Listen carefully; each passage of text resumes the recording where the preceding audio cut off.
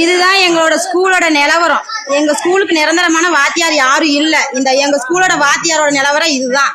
நீங்க நல்லா பாத்துக்கோங்க. வணக்கம் நானுங்கள் ஜான் ஜிடி. இவர் என்ன பண்ணிருக்காருன்னா ட்ரிங்க்ஸ் பண்ணிட்டு அப்படியே படுத்து தூங்கிட்டு இருக்காரு. ஸோ இது பொது தானே, எல்லாருமே பண்றது தானே அப்படின்னு கேட்டீங்கன்னா பொதுவு தான். அவங்க எல்லாரும் பண்ணிட்டு தான் இருக்காங்க. ஆனா என்ன விஷயம் பார்த்தீங்கன்னா, அவர் குடிச்சிட்டு அவர் வீட்டில் இருந்தானே பிரச்சனை கிடையாதுங்க. ஆனா என்ன பண்ணிருக்காருன்னா, இவர் குடிச்சிட்டு அது ஃபுல் போதையில அவர் அப்படியே படுத்து தூங்கிட்டு இருக்காரு. எங்க படுத்துருக்காரு பாத்தீங்கன்னா, ஸ்கூல்ல படுத்துருக்காரு. இவர் யாருன்னு பாத்தீங்கன்னா, இவர் தான் அந்த ஸ்கூலோடைய ஆசிரியரா.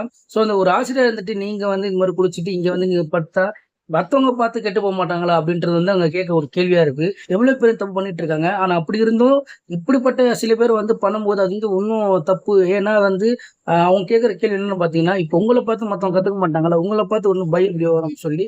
ஸோ அதை மட்டும் பாத்தீங்கன்னா கடைசியா அவங்க ஒரு கேள்வி ஒண்ணு கேட்டிருக்காங்க. இந்த வீடியோ காட்டுற வீடியோ பாருங்க.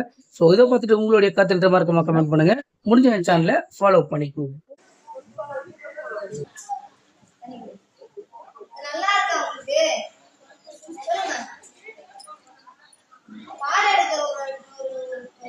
உட்கார முடியல அந்த வாத்தியார்னால. ட்ரிங்க் பண்ணிட்டு இந்த மாதிரி பண்றீங்க, ஆக்டிவிட்டி நல்லா இருக்கா? மற்ற பிள்ளைங்க கத்துக்க எவ்வளவு நேரம் ஆகும்?